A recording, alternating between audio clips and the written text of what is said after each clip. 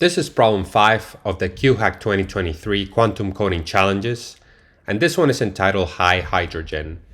Now in this problem, what we're being asked to do is to find the ground energy of a hydrogen molecule composed of two hydrogen atoms using the variational quantum eigensolver, or VQE.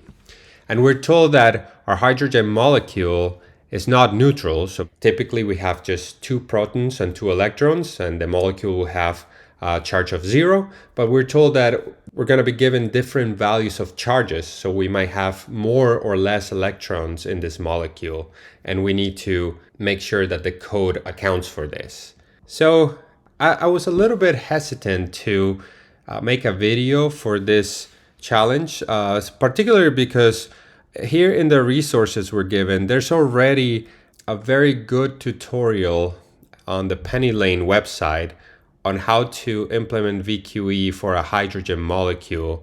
Now here we're not given different charges, but really it's not very different than what we need to do in this problem.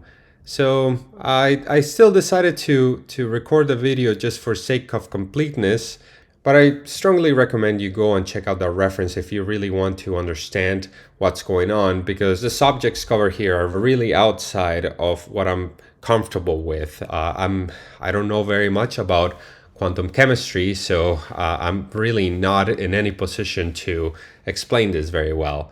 But still, we'll go through the code and find the solution. So the first thing we're going to do, as always, is import pennylane and numpy.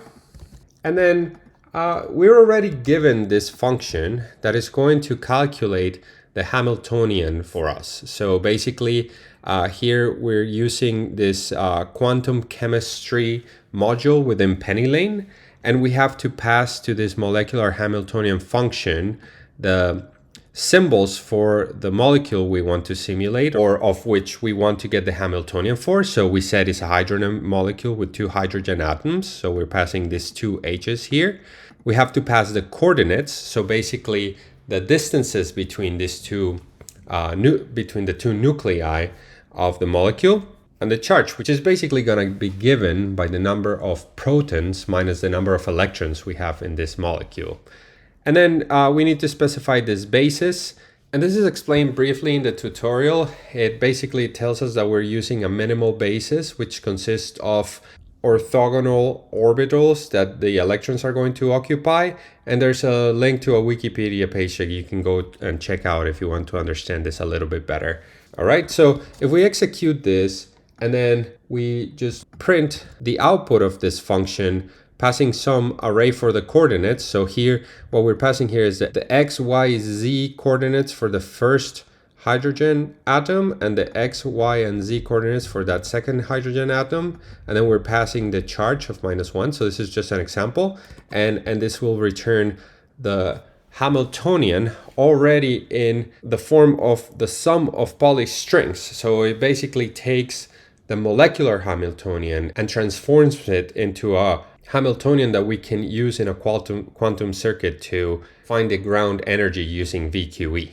All right, the next thing we're given is this function number of electrons, and to it we're going to pass the charge, and this is a function that we need to complete. So here we need to return the total number of electrons, which is basically, if you think about it, it's just minus the charge plus 2, right? So if a neutral hydrogen molecule has 2 electrons, then for a charge of 0, we return the number 2, right? 2 electrons for a neutral molecule. Now if we pass, for example, a charge of +1, that means we're missing 1 electron, right? Because we have now 1 proton more than electrons, which are positively charged. So then if we have charge of 1, we do 2 minus 1, that gives us 1 electron. And similarly, if we have, let's say, a charge of -1, then this will become +1. That will mean we have a total of 3 electrons, and so on. So this is a very simple function to implement, and we were supposed to do this. And then we're also told that we need to complete this function HF, which stands for Hartree Fock, which receives the number of electrons and the number of qubits. And what this is supposed to return is an array that represents the state vector with the lowest energy level for a given number of electrons and a given number of orbitals. So this function will give us the number of electrons, and depending on our Hamiltonian, depending on the number of qubits that we need here, we will have the number of orbitals, which is equal to the number of qubits. So we can do this by using this HF state function, to which we just pass electrons and qubits. So that's it. And we can take a look and see what is being returned if we pass 2 electrons for 4 orbitals or 4 qubits. We get the state 1100. So what this represents is that we have a spin down electron on the lowest energy level, a spin up electron in the lowest energy level, and 0 spin down and 0 spin up electrons in the second energy level. And then next, we're given a function called runVQE, which is going to find a Hamiltonian by just calling this hydrogen Hamiltonian function we defined above, right? And it's going to store a Hamiltonian in this variable. Then it's going to store the number of electrons by calling the num electrons function we defined. And then it's going to store the number of qubits by just looking at the length of the Hamiltonian wires, which, as we specified before, just by looking at this, we can see that it's going to have 4 qubits. Then it defines that Hartree-Fock state by just calling our Hartree-Fock function. And then it finds the number of single and double excitations by using this excitations function, which you can go and check out in the documentation what it gives you. So basically, given some Hartree-Fock state, it gives you all the possible combinations of single and double excitations, and it's returned in the form of arrays.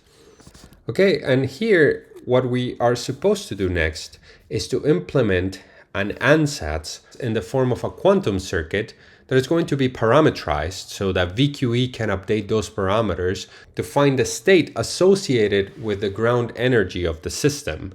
So for that, we need to specify our device. As usual, we are going to use the default qubit device, and then the wires is just going to be the number of qubits.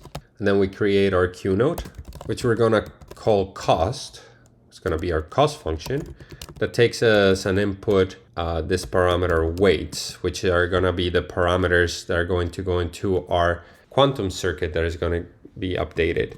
And we're told that we are to use this all singles doubles operation, for which if we check the documentation, it basically builds a quantum circuit using single excitation and double excitation operations to some initial Hartree-Fock state that we're going to pass using Givens rotations. And this circuit will guarantee that the state that we will have at the output will preserve the number of particles that we have and the right spins on each of the orbitals, so we won't get an invalid state at the output.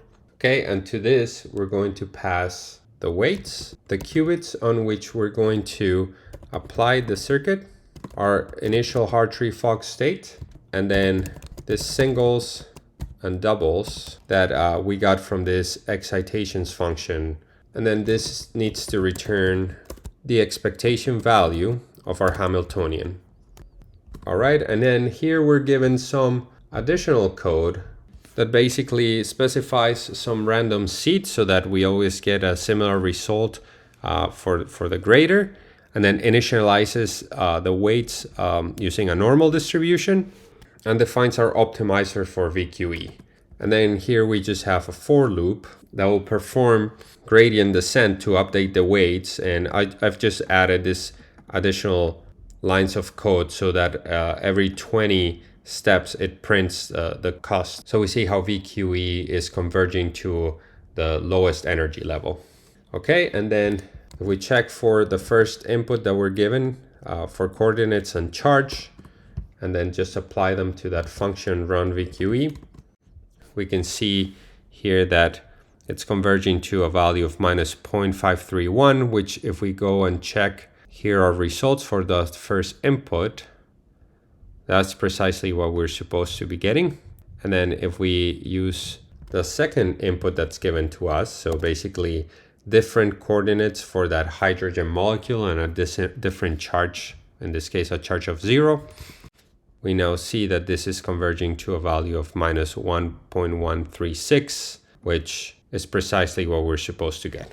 All right, so that's it. I know that this probably doesn't provide a lot more information than what's already in that tutorial, but again, for sake of completeness, I figured I will make the video.